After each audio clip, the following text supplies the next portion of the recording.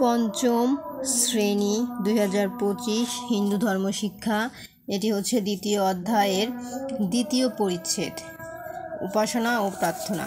তো আজকে আমরা এই একটি ভিডিওতে সমাধান করব। এই হচ্ছে 22 পৃষ্ঠা। তো আমরা সমাধান করব 22 পৃষ্ঠা এবং সমাধান করব এই হচ্ছে যে 23 পৃষ্ঠার ছক। মানে এই দ্বিতীয় পরিচ্ছেদে যতগুলো ছক আছে আমরা একটি ভিডিওতেই সমাধান করব, কারণ এই এক একটা ছকের জন্য তো আর একটা ভিডিও বানানো যায় না। সেই জন্য আমরা এক একটি অধ্যায়ের ভিডিও এক একটি ভিডিওতেই করে থাকি। তাহলে এই ছক এবং 23 পৃষ্ঠার ছক, তারপরে পরবর্তীতে আছে এই যে 25 পৃষ্ঠার এই ছকটি আমরা পূরণ করব। তারপরে সমাধান করব এই যে 26 পৃষ্ঠার এই ছকটি। তারপরে সমাধান করব আমরা এই 28 পৃষ্ঠার এই ছকটি। 28 পৃষ্ঠার ছকটি পূরণ করার পরে আমরা চলে যাব এই হচ্ছে 29 পৃষ্ঠাতে, এই যে শূন্যস্থান, মিলকরণ, টিক চিহ্ন। তারপরে পরবর্তীতে আছে কি এই যে সংক্ষিপ্ত প্রশ্ন এবং বর্ণনামূলক প্রশ্ন। তো আমরা একটি ভিডিওতে দ্বিতীয় পরিচ্ছেদের দ্বিতীয় অধ্যায় সমাধান করব। তো দ্বিতীয় অধ্যায়ের প্রথম পরিচ্ছেদের ভিডিও কিন্তু আগের ভিডিওতে দেখিয়েছি, এখন হচ্ছে দ্বিতীয় পরিচ্ছেদের ভিডিও এবং তৃতীয় অধ্যায়ের ভিডিও দেখাবো পরবর্তী ক্লাসে। তো আজকে আমরা সমাধান করব দ্বিতীয় পরিচ্ছেদ। তো ভিডিওটি শুরু করা যাক। তো প্রথমে আছে 22 পৃষ্ঠা। তো 22 পৃষ্ঠাতে প্রথমে এখানে কি আছে, এখানে আছে নিচের ছকটি পূরণ করি। এখানে আছে উপাসনা করার 3টি পদ্ধতির নাম লিখি। তো উপাসনা করার 3টি পদ্ধতির নাম কি কি আমরা এখন সেগুলো এখানে লিখব। তো প্রথমে আমরা লিখব ধ্যান, ধয় জফলা আকার দন্তের ন, ধ্যান। তারপরে আরেকটি আমরা লিখব জপ, বর্গের জ প, জপ। তারপর আরেকটি আমরা এখানে লিখব কীর্তন। এভাবে আমরা উপাসনা কিন্তু করে থাকি। তয়রেব দন্তের না, কয় দীর্ঘি, তয়রেব দন্তের না, কীর্তন। ধ্যান, জপ, কীর্তন। তো এই ছিল আমাদের 22 পৃষ্ঠার সমাধান। এখন আমরা চলে যাব 23 পৃষ্ঠার সমাধানে। এখানে আছে নিচের ছকটি পূরণ করি। তো কি আছে এখানে, ঈশ্বরকে ব্রহ্মভাবে উপাসনা করাই এখানে কি হবে, নিরাকার উপাসনা। তাহলে আমরা এখানে লিখতে পারি দন্তের নয়রসি রয়াকার, কয়াকার র নিরাকার, উপাসনা রস্য পয়াকার, দন্তের স দন্তের নয়াকার, উপাসনা। 2 নম্বর আছে প্রতিদিন উপাসনা করার সময়, উপাসনা করার সময় এখানে লিখব সোজা, দন্তের স বর্গের জয়াকার, সোজা হয়ে, হ অন্তের স্তয়কার হয়ে, উত্তর রস্য তয় তয় র উত্তর দিকে, দয় রস্যি কয়কারকে দিকে, ময় রস্যু খ মুখ উত্তর দিকে মুখ করে বসতে হয়, করে করে করে বসতে হয়, ব দন্তের স তয়কারতে বসতে হয়, হ অন্ত্যস্ত হয়। এইটুকু তোমরা বাইরে লিখবে না, খাতার ভিতরে লিখবে, কারণ আমার এর ভিতরে জায়গা নাই দেখে আমি বাইরে লিখেছি। তো এই ছিল উত্তর, যে সোজা হয়ে উত্তর দিকে মুখ করে বসতে হয়। তো 23 পৃষ্ঠার সমাধান কমপ্লিট। এখন আমরা চলে যাব পরবর্তীতে এই যে 25 পৃষ্ঠায়। তো 25 পৃষ্ঠায় আছে নিচের ছকটি পূরণ করি। 1টি থেকে 2টি আছে। তো এখানে আছে উপাসনা করার উপযোগী আসন হলো। তো কি হবে, আমরা এখানে লিখব পদ্মাসন, প দয়ময় আকার, পদ্মা দন্তের স দন্তের ন, পদ্মাসন ও সুখাসন, দন্তের স সুখ আকার, দন্তের স দন্তের না, সুখাসন। তারপরে 2 নম্বরে আমরা কি লিখব, প্রার্থনা হচ্ছে ঈশ্বরের নিকট কিছু চাওয়া। আমরা লিখব ঈশ্বরের রস্যই তালব শয় বয় রয়কার র, ঈশ্বরের নিকট দন্তের নয় রস্যি কট নিকট কিছু, কয় রস্যি ছয় রস্যু কিছু চাওয়া, চয়াকার ও অন্ত্যস্তয়াকার চাওয়া, ঈশ্বরের নিকট কিছু চাওয়া। তো এই হচ্ছে আমাদের এই 25 পৃষ্ঠার সমাধান। এখন আমরা চলে যাব এই সর্বশেষ না, এরপর আরেকটি আছে। তো 26 পৃষ্ঠার সমাধান। এখানে আছে উপাসনা 2 প্রকার। তো কি কি আমরা লিখব, শাখার উপাসনা, দন্তের শয়াকার ক্ষয়াকার রসাকার উপাসনা, রস্য পয়াকার দন্তের শয়াকার উপাসনা ও নিরাকার, দন্তের নয়রসি কয়াকার নিরাকার উপাসনা, রস্য পয়াকার উপাস্য দন্তের নয় আকার, উপাসনা, ওই যে ওখানে উপাসনা। তারপর এখানে আছে নীরবে মন্ত্র বা শ্লোক উচ্চারণ করা হচ্ছে জপ। হ জয় ঠেকেছে হচ্ছে জপ, বর্গের জপ। তো আমাদের 26 পৃষ্ঠা কমপ্লিট। এখন আমরা চলে যাব এই 28 পৃষ্ঠার সমাধানে। 28 পৃষ্ঠায় বলেছে এ পরিচ্ছেদে যে সকল ধর্মগ্রন্থ থেকে মন্ত্র বা শ্লোক নেওয়া হয়েছে সেগুলো থেকে 3টি ধর্মগ্রন্থের নাম লিখি। তাহলে আমরা 3টি ধর্মগ্রন্থের নাম লিখবো। এখানে লিখবো বেদ, ব একার দ বেদ। তারপর লিখবো আমরা এখানে উপনিষদ, রস্যৌ প দন্তের নয় রশ্মি, পেটকের মদনের স দ উপনিষদ। এবং 3 নম্বর আমরা লিখবো শ্রীমদ্ ভগবদ গীতা। তারপর 6 দীর্ঘি রফলা ম দ শ্রীমদ্ ভ গ ব দ ভগবদ গীতা, গয় দীর্ঘি তয়কারিতা গীতা। তো এই ছিল হচ্ছে আমাদের 28 পৃষ্ঠার সমাধান। তো এখন আমরা চলে যাব এই হচ্ছে 29 পৃষ্ঠা। তো আমরা এখন 29 পৃষ্ঠার সমাধান দেখব। এখানে আছে ঈশ্বর নিরাকার, তবে তিনি ড্যাশ হতে পারেন। তাহলে তিনি কি হতে পারেন? তাহলে আমরা এখানে লিখব, আমরা বাইরে লিখি তাহলে আমাদের হবে না, এখানে ধরে যাবে।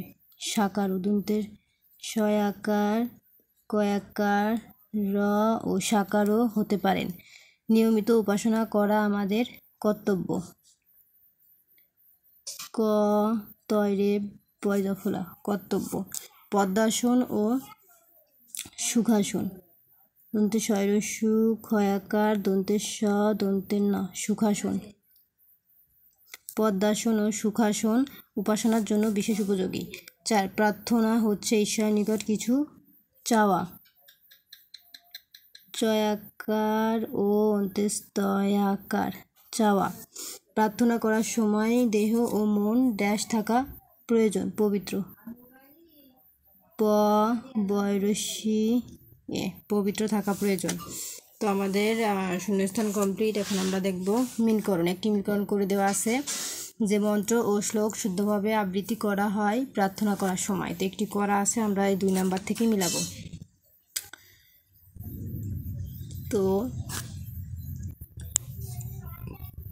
উপাসনা মানুষকে সৎ পথে পরিচালিত করে। এই যে পরিচালিত করে, এটি হবে 2 নাম্বার, কারণ 1 নাম্বারে এই যে কিন্তু করে দেওয়া আছে, এই যে 1 নাম্বার। তারপর আছে প্রার্থনার সময় মনে দিনদাতার ভাব থাকতে হবে। এই যে দিনদাতার ভাব থাকতে হবে, এটি হবে হচ্ছে 3 নাম্বার। তারপরে 4 নাম্বার আছে ঈশ্বরকে ব্রহ্মজ্ঞানে উপাসনা করায় নিরাকার উপাসনা। এই যে নিরাকার উপাসনা 4 নাম্বার। 5 নাম্বার বিভিন্ন দেব দেবীকে প্রতিমায় আরাধনা করা কি হবে? সাকার উপাসনা।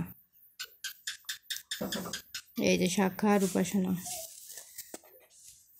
তো এই ছিল হচ্ছে আমাদের সমাধান ডান বাম। এখন আমরা চলে যাব টিক চিহ্নই। এখানে বলেছে 1 নম্বরে উপাসনা কিসের অঙ্গ? ক মনের, দেহের, ধর্মের, কর্মের। তাহলে কি হবে সঠিক উত্তর? সঠিক উত্তর হবে গ ধর্মের। 2 নাম্বার উপাসনা কয় প্রকার? 2 প্রকার, 4 প্রকার, 6 প্রকার, 8 প্রকার। তাহলে সঠিক উত্তর হবে 2 প্রকার।